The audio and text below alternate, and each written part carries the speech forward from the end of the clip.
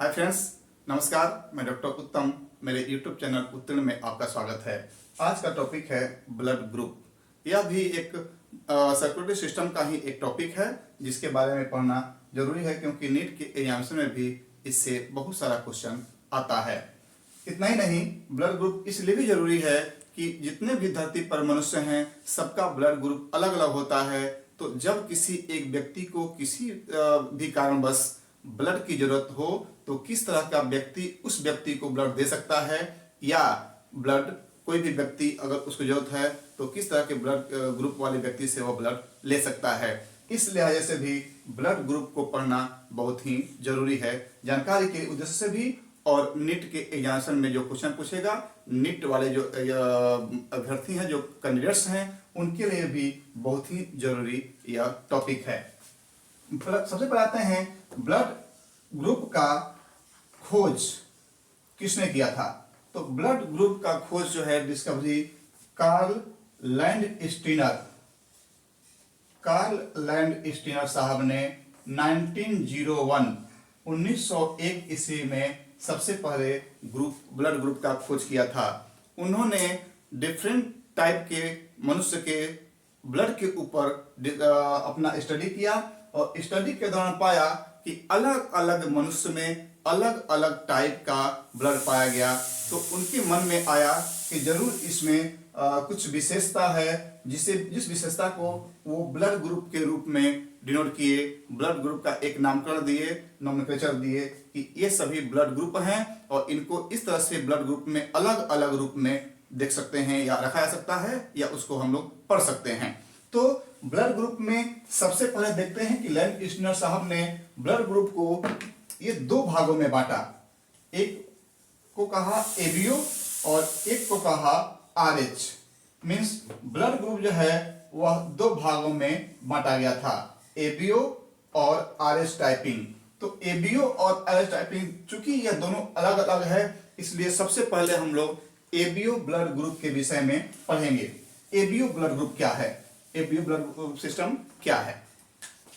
ABO blood group typing में होता है, एक आता है ब्लड ग्रुप ए, एक होता है ब्लड ग्रुप बी, एक होता है ब्लड ग्रुप ए बी और एक होता है blood group O. Means ABO blood group typing में ब्लड ग्रुप ए आता है, ब्लड ग्रुप बी आता है, ब्लड ग्रुप ए बी आता है और ब्लड ग्रुप ओ आता है। लैंडस्टीनर साहब ने जिस समय ब्लड पर स्टडी कर रहा था, उस समय यह ब्लड ग्रुप जो है उसका निर्धारण, उसका एक जो डिसीजन हुआ कि किस टाइप के ब्लड वाले को हम लोग ब्लड ग्रुप ए कहेंगे, किस टाइप के ब्लड ग्रुप वाले को हम लोग ब्लड ग्रुप बी कहेंगे, किस तरह के ब्लड वाले को ए बी कहेंगे, किस तरह के ब्लड वाले को हम लोग ग्रुप ओ में डालेंगे। तो इसका जो डिसीजन है वह according to presence of antigen, antigen के उपस्थिति के आधार पर, on the basis of presence of antigen on the RBC of that person, यानी उस व्यक्ति के ब्लड में जो आरबीसी होता है, उस आरबीसी के ऊपर कौन सा एंटीजन है, उस एंटीजन के उपस्थिति के आधार पर उस व्यक्ति के ब्लड ग्रुप का निर्धारण होता है, डिसीजन लिया जाता है कि वह कौन सा ब्लड ग्रुप का हो सकता है वो व्यक्ति। तो इसका मतलब हुआ कि जो एंटीजन होते हैं, यानी जितना भी ब्लड, जिस व्यक्ति का ब्लड का अगर हम लोग स्टडी करेंगे तो उस व्यक्ति के ब्लड में दो तरह की चीज पाए जाएंगे। एक पाया जाता है एंटीजन और दूसरा पाया जाता है एंटीबॉडी। तो एंटीजन जो होते हैं, ब्लड ग्रुप वाले एंटीजन, वह आरबीसी के सरफेस पर हुआ करते हैं। आरबीसी जो होता है जनरली स्फेरिकल होता है और इस स्फेरिकल जो आरबीसी है, इसके सरफेस के ऊपर ब्लड ग्रुप वाले एंटीजन पाए गए। ये एंटीजन हुआ इस तरह का, मींस इस तरह के मॉर्फोलॉजी वाले, इस तरह के दिखने वाले कुछ ब्लड ग्रुप पाए गए, यानी ब्लड में कुछ ऐसा भी आरबीसी पाया गया जिसके ऊपर इस टाइप के एंटीजन पाए गए। यह हो गया आरबीसी। और आरबीसी का चूंकि स्ट्रक्चर जो होता है वह स्फेरिकल होता है, गोलाकार होता है, इसके ऊपर इस तरह के आकार वाले एंटीजन पाए गए। तो इस तरह के आकार वाले एंटीजन को ए कहा गया। लैंडस्टीनर साहब ने इस तरह के आकार वाले एंटीजन को ए कहा। तो जिस व्यक्ति के ब्लड के आरबीसी के सरफेस के ऊपर दिखने में इस तरह के एंटीजन उपस्थित थे, उस तरह के व्यक्ति के ब्लड का जो ब्लड का ग्रुप दिया गया उसको ए ब्लड ग्रुप दिया गया, यानी यह जो है ए ब्लड ग्रुप है, क्योंकि इसके ऊपर जो एंटीजन है उसका नाम ए दिया गया। तो चूंकि अभी बताया कि इस ब्लड ग्रुप का निर्धारण जो होता है इसके ऊपर आरबीसी के सरफेस के ऊपर एंटीजन के उपस्थिति के आधार पर ही ब्लड ग्रुप का निर्धारण होता है। तो इस व्यक्ति के आरबीसी के सरफेस के ऊपर जो एंटीजन पाया गया, इसका जैसा स्ट्रक्चर है उस स्ट्रक्चर वाले एंटीजन को एंटीजन ए कहते हैं, इसीलिए इस तरह के स्ट्रक्चर वाले ब्लड ग्रुप को हम लोग ब्लड ग्रुप ए कहेंगे। याद हो गया होगा किस तरह के ब्लड ग्रुप वाले को, यानी किस तरह का एंटीजन आरबीसी पर रहेगा तो उसे हम लोग ब्लड ग्रुप ए कहेंगे। तो इस तरह का स्ट्रक्चर अगर आरबीसी के ऊपर है तो इसको हम लोग एंटीजन ए कहते हैं, और एंटीजन ए जिसके आरबीसी पर होता है उस व्यक्ति का ब्लड ग्रुप ए होगा। बस सीधा हिसाब। उसके बाद जो नेक्स्ट है ए के बाद बी, ब्लड ग्रुप बी। तो ये हुआ आरबीसी किसी दूसरे व्यक्ति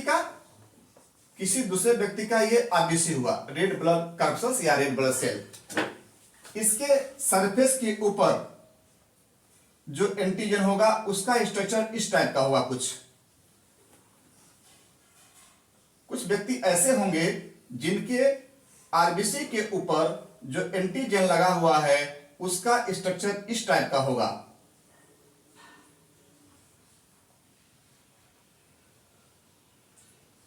इस तरह का एंटीजन दिखाई देगा। इसको नाम दिया गया एंटीजन बी। इसको नाम दिया गया एंटीजन बी। मीन्स जिस व्यक्ति के ब्लड के आरबीसी के सरफेस के ऊपर इस तरह के स्ट्रक्चर वाले एंटीजन पाए गए, उस तरह के स्ट्रक्चर वाले एंटीजन को नाम दिया गया एंटीजन बी। चूंकि एंटीजन के उपस्थिति के आधार पर ही ब्लड ग्रुप का निर्धारण होता है, तो चूंकि यहां इस आरबीसी पर एक एंटीजन पाया गया जिसका आकार बी एंटीजन की तरह है, यानी इस पर एंटीजन बी पाया गया, इसीलिए इस तरह के व्यक्ति का ब्लड ग्रुप जो होगा वह ब्लड ग्रुप बी होगा। याद हो गया होगा कि जिस व्यक्ति के आरबीसी के सरफेस के ऊपर इस तरह का एंटीजन स्ट्रक्चर वाला एंटीजन पाया जाएगा जिसको हम लोग एंटीजन बी कहते हैं, उस तरह के व्यक्ति का जो ब्लड होगा वह ब्लड ग्रुप बी कहलाएगा। तो ये हो गया ब्लड ग्रुप ए और ये हो गया ब्लड ग्रुप बी। अब आते हैं next blood group. Next blood group जो है वह है ए बी। ये हो गया एक आरबीसी, यानी अलग तरह का जो व्यक्ति था, एक और व्यक्ति का हम आरबीसी ले लिए। इस व्यक्ति के आरबीसी के ऊपर कुछ एंटीजन जो पाए गए, मीन्स ये भी एक किसी व्यक्ति का हम आरबीसी लिए हैं, इस पर जो एंटीजन पाए जाएंगे उस तरह के एंटीजन का हम स्ट्रक्चर बना रहे हैं। तो इस तरह के जो एंटीजन होते हैं उनको हम लोग एंटीजन ए कहते हैं, और उसके बाद कुछ एंटीजन इस पर ये हैं इस आकार के, कुछ एंटीजन इस पर इस आरबीसी के ऊपर जो पाए गए उनका आकार इस तरह का था। तो इस तरह से हम देखें कि एक आरबीसी ऐसा भी है जिसके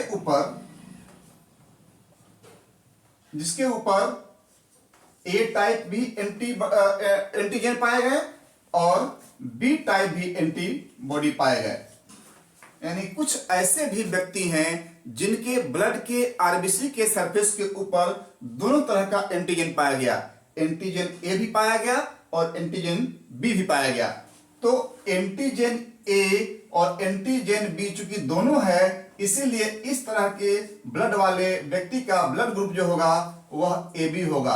क्योंकि इसके पहले बता चुके हैं कि ब्लड ग्रुप का निर्धारण उसके ऊपर उपस्थित एंटीजन के आधार पर ही होता है। तो चूंकि यहाँ पर दोनों एंटीजन है, एंटीजन ए भी है, एंटीजन बी भी है, इसीलिए इस तरह का व्यक्ति जो होगा उसका ब्लड ग्रुप ए बी होगा। अब आते हैं next blood group. Next blood group जो है वह है ओ। नेक्स्ट जो ब्लड ग्रुप है वह ब्लड ग्रुप है ओ। इसका जो एक और व्यक्ति का हम आरबीसी लिए, यह हो गया आरबीसी। इसका स्फेरिकल जो है स्ट्रक्चर है, इस पर किसी तरह का एंटीजन नहीं है, माने कोई भी एक आकृति इस पर लगा हुआ नहीं है। चूंकि यहाँ पर एंटीजन नील है, इसीलिए इस व्यक्ति को हम लोग ब्लड ग्रुप ओ में डाल दिए।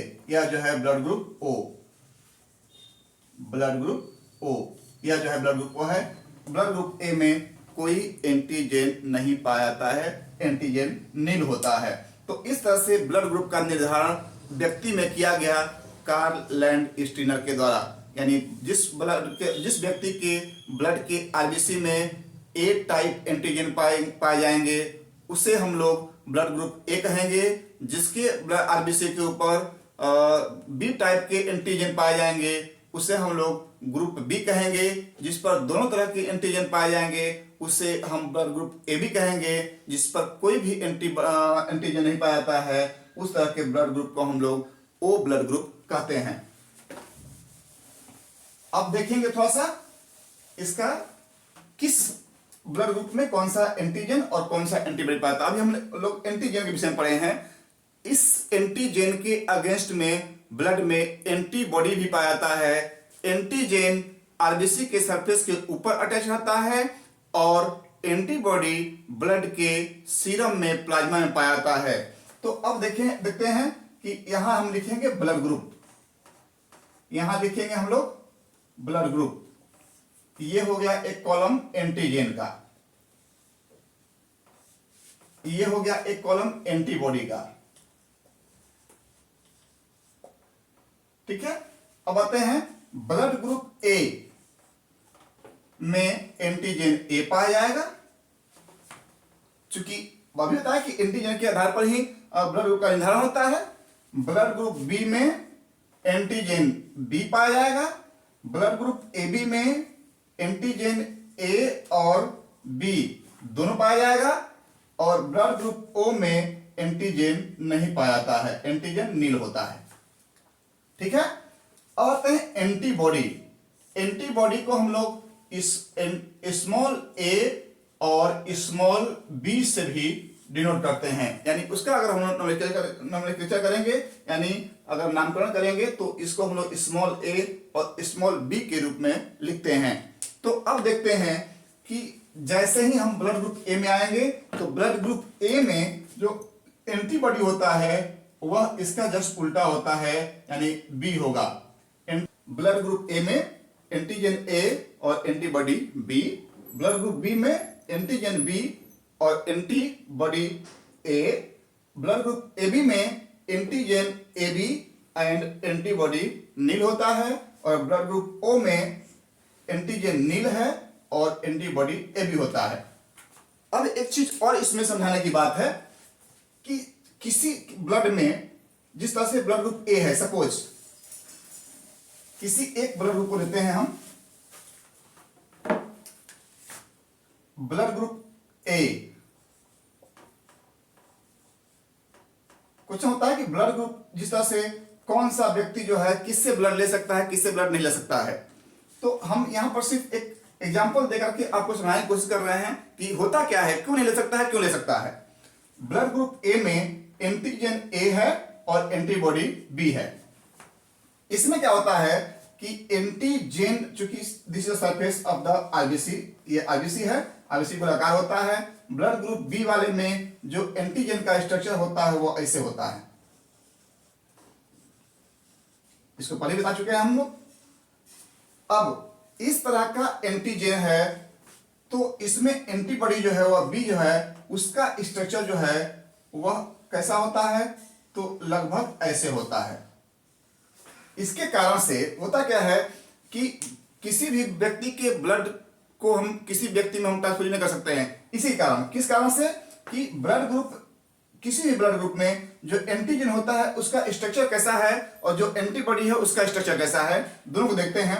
तो ब्लड ग्रुप ए वाले में एंटीजन का आकार ऐसा है और एंटीबॉडी का आकार ऐसा होता है। मींस ये जो है एक दूसरे से चिपक ना पाए, इनका आकार, इनका बनावट ऐसा होता है ताकि एक दूसरे से चिपक ना पाए। इसलिए ये जो होते हैं इस तरह से अगर मैचिंग होगा तो यह ब्लड ग्रुप वाले व्यक्ति इसी तरह के ब्लड ग्रुप वाले व्यक्ति को ब्लड दे सकता है, दूसरे को नहीं देगा। नहीं तो हो सकता है कि इसका जो आकार है, इसके आकार में फिट बैठने वाले एंटीबॉडी से इसका मुलाकात हो जाएगा, यहाँ पर एंटीबॉडी आकर चिपक जाएगा और उस तरह से ब्लड का फ्लो नहीं हो पाएगा और व्यक्ति का जो है आरबीसी वो टूटने लगेगा और वह व्यक्ति जो होता है मृत्यु तक पहुंच सकता है। इसीलिए हम लोग एंटीबॉडी और एंटीजन के आधार पर ही ब्लड का ट्रांसफ्यूजन करते हैं कि किस व्यक्ति में किस तरह का एंटीजन है और किस तरह का एंटीबॉडी है, और वह कहीं मर्ज कर गया, कहीं एक दूसरे की तरफ आया और उसमें फिट बैठ गया तो उस व्यक्ति की मृत्यु तक हो सकती है।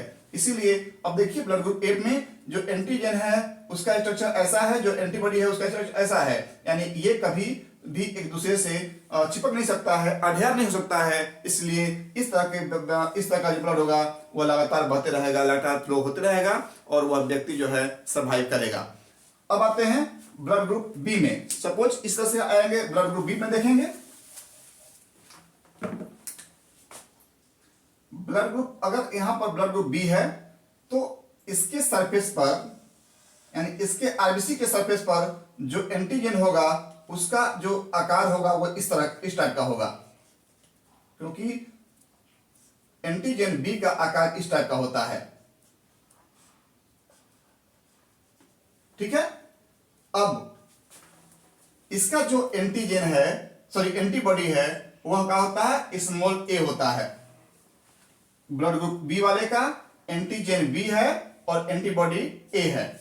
इसमें देखिए एंटीबॉडी बी, सॉरी एंटीजन जो बी है और एंटीजन ए का जो आकार होता है वह आकार लगभग इस तरह का बनावट होता है, इसका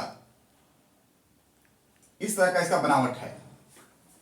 मींस यहां भी ये इसमें फिट नहीं बढ़ सकता है, इसके आकार के कारण यह जो है इस एंटीजन में अडहेर नहीं हो सकता है, चिपक नहीं सकता है। इसीलिए अगर इस तरह के एंटीजन के साथ इस तरह का एंटीबॉडी है तो ब्लड का फ्लो कंटिन्यू होते रहेगा, यानी वह अडहेर नहीं होगा, चिपकेगा नहीं। अगर चिपक जाता तो फिर जो व्यक्ति की मृत्यु हो जाती, क्योंकि इसका आकार इसके आकार में अंतर है थोड़ा सा, यानी इसके आकार पे आके ये फिट नहीं बढ़ता है। इसीलिए इस तरह का जो ब्लड होगा वह ब्लड फ्लो करते रहेगा। लेकिन अगर हम जो ब्लड ग्रुप ए में पढ़ाए थे कि उसका एंटीजन का, एंटीबॉडी का आकार जो है वह इस तरह का था, ट्रायंगुलर टाइप का, तो देखिए ये हो गया ट्रायंगुलर टाइप का और ये भी है ट्रायंगुलर। अब ये अगर इसमें आता है तो इसमें फिर बढ़ जाएगा, चिपक जाएगा। इसलिए इसका मतलब हुआ कि ब्लड ग्रुप ए वाले व्यक्ति को अगर ब्लड ग्रुप बी वाले व्यक्ति से ब्लड ट्रांसफ्यूजन कराया जाए तो उस समय यह एंटीबॉडी आकर के उसमें चिपक जाएगा और वह व्यक्ति का मृत्यु तक हो सकता है, उस व्यक्ति की मृत्यु तक हो सकती है, क्योंकि वो जितने भी ब्लड एंटीबॉडी होंगे आकर के उसमें चिपक जाएंगे और चिपक जाने से क्या होगा कि वो व्यक्ति जो होता है उसका ब्लड का फ्लो नहीं हो पाएगा, आरबीसी टूटने लगेगा और वो व्यक्ति जो है मर सकता है। तो इस तरह से हम देखेंगे कि किस तरह से एंटीजन और एंटीबॉडी के बनावट के आधार पर हम लोग ये डिसाइड करते हैं कि किस तरह के ब्लड ग्रुप का ट्रांसफ्यूजन किस तरह के ब्लड ग्रुप वाले व्यक्ति में किया जा सकता है या नहीं किया सकता है। अब आते हैं हम लोग ब्लड का ग्रुप का ट्रांसफ्यूजन, यानी कैसे ट्रांसफ्यूजन होगा, मींस डोनर कौन कौन होगा और किसको कौन सा ब्लड ग्रुप जो है ट्रांसफ्यूज किया जा सकता है। तो सपोज ब्लड ग्रुप ए, ब्लड ग्रुप ए का एंटीजन होता है ब्लड एंटीजन ए और इसका एंटीबॉडी होता है बी, और यह जो है वह किससे ब्लड ले सकता है, तो ब्लड ग्रुप ए वाले से ले सकता है और ब्लड ग्रुप ओ वाले से ले सकता है। ठीक है। उस तरह से आते हैं blood group B. Blood group B जो है वह उसमें एंटीजन जो होगा ए होगा, इसका एंटीबॉडी एंटीजन जो होगा इसका बी होगा, ब्लड ग्रुप बी का एंटीजन जो होगा बी होगा और इसका एंटीबॉडी ए होगा, और यह बी से ब्लड ले सकता है और वो से ब्लड ले सकता है। अब आते हैं blood group A B. Blood group A B में एंटीजन ए बी होता है और एंटीबॉडी नील होता है। और यह जो है वह ए बी से भी ब्लड ले सकता है, ए से भी ले सकता है, बी से भी ले सकता है और ओ से भी ब्लड ले सकता है। ब्लड ग्रुप ओ में एंटीजन नील होता है, एंटीबॉडी ए एंड बी दोनों होता है और यह सिर्फ ब्लड ग्रुप ओ वाले व्यक्ति से ही ब्लड ले सकता है। तो अब क्लियर हो गया होगा आपको कि ब्लड ग्रुप, कौन सा ब्लड ग्रुप वाला व्यक्ति किस तरह के ब्लड ग्रुप वाले व्यक्ति से ब्लड ले सकता है और क्यों। क्योंकि इससे पहले बता चुके हैं कि क्यों जो है किसी भी व्यक्ति के ब्लड को किसी दूसरे व्यक्ति में ट्रांसफ्यूजन नहीं किया जाता है, और किया जाता है तो क्यों किया जाता है। क्योंकि हम बता चुके हैं कि ब्लड ग्रुप में जो एंटीजन होते हैं और जो एंटीबॉडी होता है उनके स्ट्रक्चर के आधार पर हम लोग निर्धारण करते हैं कि ट्रांसफ्यूजन किस व्यक्ति से किस व्यक्ति को किया जा सकता है। अब आते हैं कि चूंकि यहाँ देखेंगे आप ब्लड ग्रुप ए बी वाला जो पर्सन था वह सबसे ब्लड लिया है, यह सबसे ब्लड लिया है। इसका मतलब हो गया ए बी जो है वह यूनिवर्सल रिसिपिएंट मीन्स सबसे ब्लड ले सकता है। इस तरह के व्यक्ति को हम लोग कहते हैं universal recipient.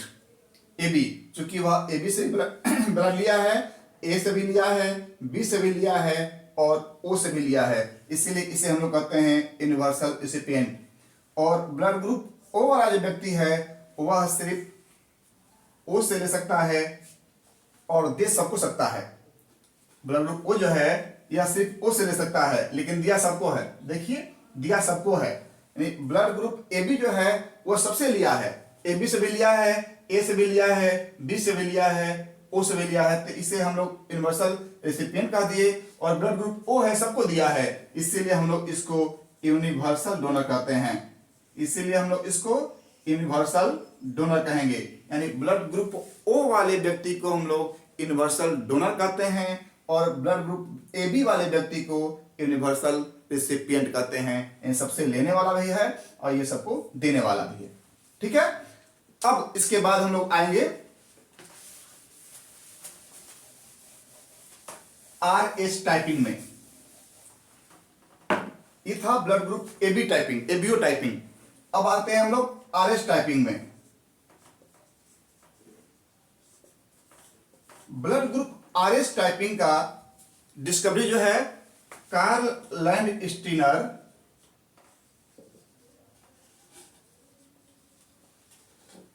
And Alexander Wiener, Alexander Wiener EINER, Karl Landsteiner and Alexander Wiener, ये दो साइंटिस्ट मिलकर करके 1940 से 1941 में इसका डिस्कवरी किया गया था। इन दोनों के द्वारा मिलकर के, Karl Landsteiner and Alexander Wiener के द्वारा। ये दोनों व्यक्ति जो है मंकी के ऊपर स्टडी कर रहे थे, मंकी के ब्लड के ऊपर स्टडी कर रहे थे। इनके द्वारा पाया गया, monkey means research type of monkey, कुछ मंकी का बहुत सारा स्पेसीज होता है, तो ये जब रिसर्च टाइप के, इसका नामकरण हुआ है एक बंदर के, स्पेसिफिक बंदर के नाम पर रिसस, ये रिसस मंकी के नाम पर पड़ा है, इसलिए उसका आगे का दो लेटर जो है वह इस टाइपिंग का नामकरण में सहायक हुआ है, RS टाइपिंग। तो रिसस मंकी के ऊपर जब ये दोनों स्टडी कर रहे थे तो पाए कि अलग अलग तरह के रिसस मंकी में अलग अलग तरह का जो है वह एंटीजन पाया गया। तो इस टाइप का, इस तरह से RS टाइपिंग में जो होता है, जिसमें RS टाइपिंग का एंटीजन पाया जाएगा उसे RH-D कहते हैं, इसको पॉजिटिव कहेंगे, RH-D पॉजिटिव।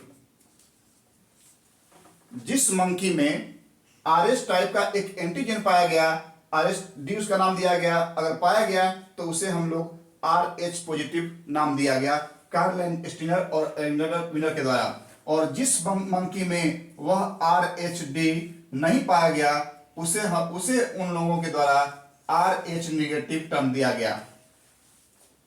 ठीक है, RH टाइपिंग का जो ब्लड, अभी बताए थे कि ब्लड ग्रुप का जो निर्धारण है वह उसमें उपस्थित एंटीजन के आधार पर हुआ है। तो RH टाइपिंग ब्लड ग्रुप में उसका जो एंटीजन होता है उसे हम लोग RH डी कहते हैं। और जिस मंकी में RHD पाया गया उस तरह के ब्लड ग्रुप वाले मंकी को हम लोग RH पॉजिटिव ब्लड ग्रुप वाला मंकी कहे, और जिसमें नहीं पाया गया उसे RHD नेगेटिव वाले ग्रुप वाले मंकी कहा गया। तो उनके दिमाग में आया कि मंकी के ब्लड में इस तरह का अगर एंटीजन पाया गया है तो हो सकता था कि मनुष्य के ब्लड में भी इस तरह का कुछ एंटीजन पाया जा सकता है। तब उन लोगों ने फिर से मनुष्य के ब्लड पर फिर से स्टडी करना शुरू किया। तो वहां भी देखा कि RHD मीन्स RH टाइप का एंटीजन यहां भी पाया गया, RHD एंटीजन यहां भी पाया गया। तो जिस व्यक्ति के ब्लड में RHD एंटीजन पाया गया उसे RH पॉजिटिव कहा गया, और जिसमें नहीं पाया गया उसे RH नेगेटिव कहा गया। जिस व्यक्ति के ब्लड में RHD मीन्स रिसर्च टाइप का एंटीजन पाया गया उसे RH पॉजिटिव कहा गया, जिसमें RH एंटीजन नहीं पाया गया उसे RH नेगेटिव कहा गया। तो मनुष्य में अगर देखेंगे तो 80% जो लोग होते हैं उनमें इस तरह का RH एंटीजन पाया जाता है, मीन्स RHD पाया जाता है, और 20% जो लोग हैं पूरी धरती पर उनमें जो है यह RH जो है RHD मीन्स एंटीजन D जो है नहीं पाया जाता है। तो इस तरह से 20% ऐसे लोग हैं जिनमें नहीं पाया जाता है। तो ब्लड ग्रुप का निर्धारण कभी आप सुने होंगे बोलचाल की भाषा में कि फलाने आदमी का जो है ब्लड ग्रुप A पॉजिटिव है।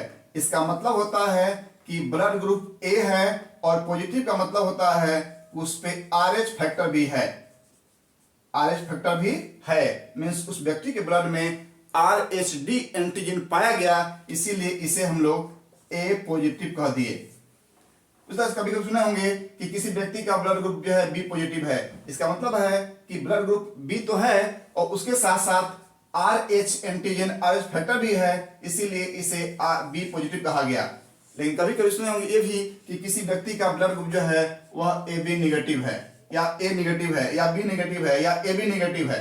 इसका मतलब हुआ कि इस तरह के ब्लड ग्रुप वाले में ब्लड ग्रुप AB तो है लेकिन antigen RHD means RH factor नहीं पाया गया, इसीलिए इसे नेगेटिव कहा गया है। यहाँ RH फैक्टर नहीं है इसलिए नेगेटिव नाम दिया गया। तो यह हो गया AB नेगेटिव। इस तरह से हम लोग RH पॉजिटिव और RH negative means A positive, B positive, AB positive, O positive, इस तरह से ब्लड ग्रुप को हम लोग नाम कर देते हैं। इसके रिसर्च के मंकी के अंदर जो एंटीजन पाया गया उसके आधार पर।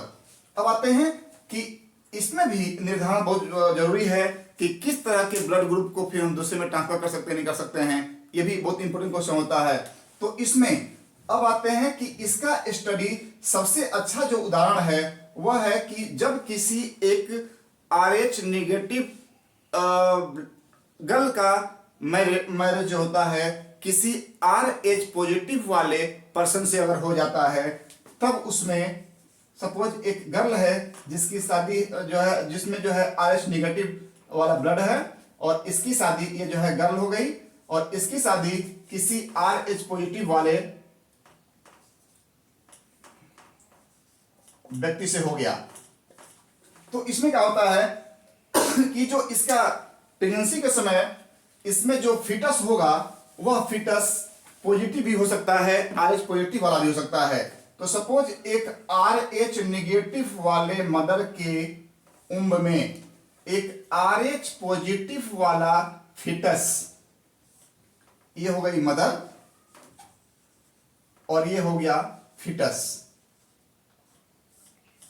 तो किसी RH नेगेटिव वाले मदर के उम्र में अगर RH पॉजिटिव वाला फीटस पल रहा है तो उस समय तो कुछ नहीं होगा, लेकिन जब प्लासेंटा मीन्स इसमें प्लासेंटा जब किसी औरत के उम्र में यानी यूट्रस के अंदर जब एक फीटस होता है तो फीटस और मदर का जो ब्लड होता है वो मिक्स नहीं हो पाता है, क्योंकि वहां पर प्लासेंटा एक बैरियर का काम करता है। प्लासेंटा एक बैरियर काम करता है, यह मदर के और फीटस के ब्लड को एक साथ मिक्स होने नहीं देता है। तो यह एक बैरियर है प्लासेंटा। इसी कारण से मदर का जो RH नेगेटिव मदर है उसका ब्लड और फीटस का जो RH पॉजिटिव जो ब्लड है वह एक साथ मिक्स नहीं हो पाता है, इसलिए कोई दिक्कत नहीं आती है। लेकिन अगर किसी कारणवश प्लेसेंटा टियर हो गया या at a time of delivery जब प्लेसेंटा टियर होता है या जब हम लोग कॉर्ड को क्लैंप करते हैं और उसको काटते हैं तो वहां से जो ब्लड है वह कुछ मात्रा में स्मॉल अमाउंट जो ब्लड होता है फीटस का ब्लड हो सकता है कि मदर के ब्लड में मिक्स हो जाए। तो उस स्थिति में मदर के ब्लड में एक एंटीबॉडी बनता है, एंटी डी बनेगा, एंटीबॉडी, इसको हम लोग एंटी डी कहेंगे, एक एंटीबॉडी बनेगा। तो यह एंटीबॉडी जो होगा वह कहां बन रहा है, मदर के ब्लड में। तब तक ठीक है, लेकिन जब यह मदर फिर दूसरी बार सब्सिक्वेंटली प्रेग्नेंट होती है उस समय क्योंकि मदर के ब्लड में एंटीबॉडी बन गया है RH पॉजिटिव के अगेंस्ट में, तो जब इस टाइप की मदर सेकेंड बार जब सब्सिक्वेंटली जब ये प्रेग्नेंट होगी तो उस समय यह जो एंटीबॉडी है वह फीटस के ब्लड में कभी किसी कारण से मिक्स हुआ या लीक हो गया, उसमें पहुंच गया, तो उस स्थिति में क्या होता है कि फीटस का जो RBC होगा वह टूटने लगेगा, फीटस जो है वह जॉन्डिस से सफर करने लगेगा और यहां तक कि उस फीटस की मृत्यु भी हो सकती है। तो कब कब मिक्स होने का चांस होता है, जब प्लेसेंटा या तो टियर होगा या जिस समय उसकी डिलीवरी होगी, मीन सेकेंड कंसेक्वेंट डिलीवरी जो था, जब डिलीवरी होगा बच्चे का फीटस का उस समय जब प्लेसेंटा टियर करता है या जब हम लोग कॉर्ड को क्लैंप करते हैं और काटते हैं उस समय जब मदर का ब्लड जिसमें एंटी डी बना हुआ है, मींस एंटीबॉडी बना हुआ है RH पॉजिटिव के अगेंस्ट में, वह ब्लड जब फीटस के ब्लड में मिक्स होता है तो फीटस का जो ब्लड का RBC होगा वह टूटने लगेगा और फीटस में जॉन्डिस होगा और हो सकता है कि फीटस जो है वह डाई हो जाए, एक्सपायर कर जाए।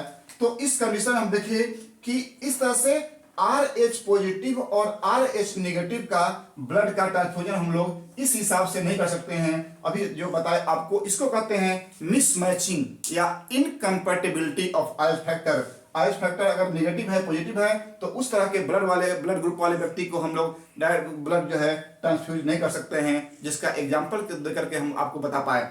तो इस कंडीशन में जब ऐसा होगा तो उस तरह की जो मदर होगी जिसका फर्स्ट प्रेगनेंसी के समय इसका ब्लड ग्रुप में जो है नेगेटिव है और इसका जो फीटस होता है पॉजिटिव होता है, तो आफ्टर डिलीवरी हम लोग उसे एंटी डी टाइप का एक इंजेक्शन आता है वह इंसर्ट करते हैं ताकि फिर दोबारा जब उसका बच्चा होगा यानी जब प्रेग्नेंट होगी तो फिर उस बच्चे के लिए कोई दिक्कत वापस न हो पाए, इसीलिए उस समय उसको हम लोग एक इंजेक्शन दे देते हैं ताकि फिर जो कंसिक्वेंटली डिलीवरी होगी उस डिलीवरी में बच्चे के डिलीवरी के समय कोई दिक्कत ना आए। तो इस तरह से हम ब्लड ग्रुप RH पॉजिटिव और नेगेटिव समझ पाए हैं। हम उम्मीद करते हैं कि ये ब्लड ग्रुप का जो चैप्टर था वो आपको अच्छी तरह से समझ में आ गया होगा। तो आप लाइक जरूर करेंगे, सब्सक्राइब करेंगे, शेयर करेंगे तथा आप इसके ऊपर कमेंट करना ना भूलें, क्योंकि कमेंट जो होता है उसके आधार पर हम नेक्स्ट वीडियो में जो उसमें कमेंट आता है उसके आधार पर कुछ सुधार कर पाते हैं। धन्यवाद।